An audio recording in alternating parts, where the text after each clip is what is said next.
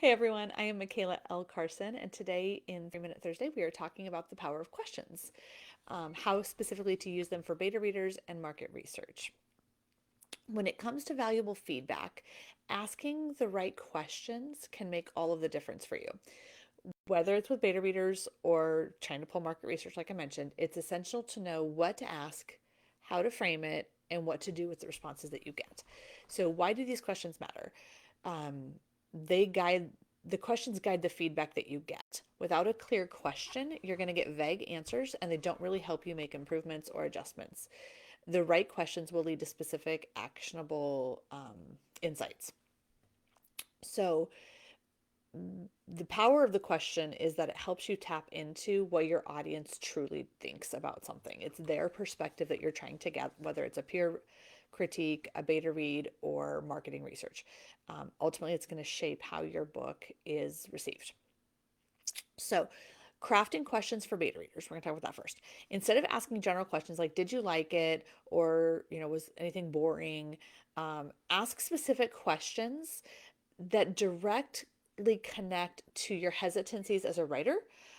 For example, if you're worried about a scene, you're not sure if you need it, or if the main character came off authentic, ask that question. How did you feel about the main character in XYZ scene?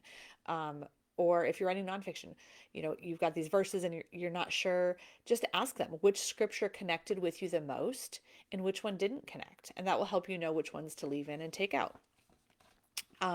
You can ask about anything that feels redundant or things like that, but be specific with the questions. Beta readers want to help you, but they don't know how. They are not writers generally. The specific questions allow them, empower them to provide the detailed feedback that is usable for you that they don't know how to provide otherwise. So don't be afraid to ask tough questions. It's part of the growth process and it leads to a stronger product.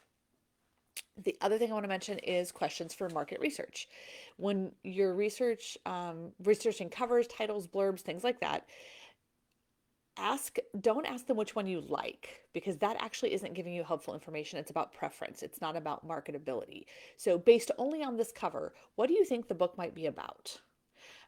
If you saw this title and didn't know anything else, what would you think the book was about? Those kinds of questions are going to help you know if you're actually hitting the target that you're trying for with your cover or your title.